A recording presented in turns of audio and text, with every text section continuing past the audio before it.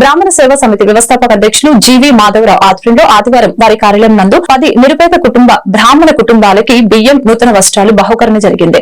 ఈ నెలలో దాతలు చింతల చెరువు రాఘవేంద్రరావు, పుట్టంరాజు, నారాయణరావు, శ్రీనివాస్ని, శ్రవణ్ కుమార్, దేవులపల్లి విశ్వనాథ శాస్త్రి, అనగా గోపాలకృష్ణమూర్తి, అప్పరాజు, రామకృష్ణ, అక్కిరాజు, శశికళ 2 కుటుంబాలకి చింతలపూడి భద్రయ్య, ముతుకు మల్లి, మురళీధర్, అనగా సుబ్బారావు, చింతలపూడి హరినాథ్ బాబు సహాయకులు ఈ కార్యక్రమాన్ని నిర్వహించడం జరిగింది.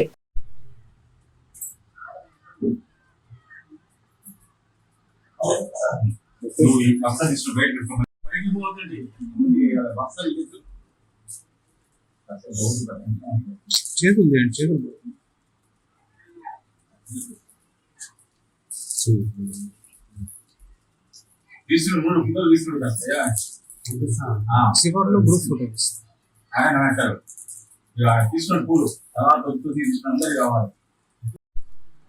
గత 89 నెలల నుంచి కార్యక్రమం నిర్వహించబోతుందని, అలానే ఈ నెల ఇది 90వ కార్యక్రమం.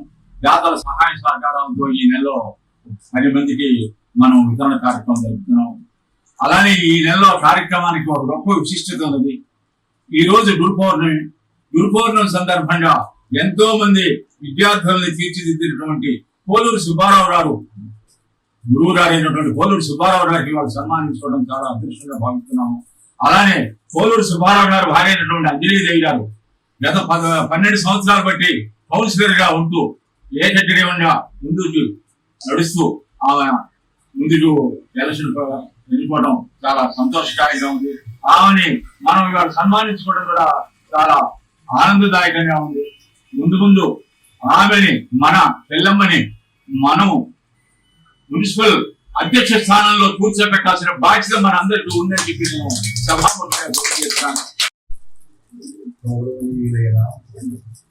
బ్రాహ్మణ సేవా సమితి వారి అందరికీ శుభాభివందనములు. 90వ కార్యక్రమం జరగడం చాలా సంతోషంగా ఉన్నది.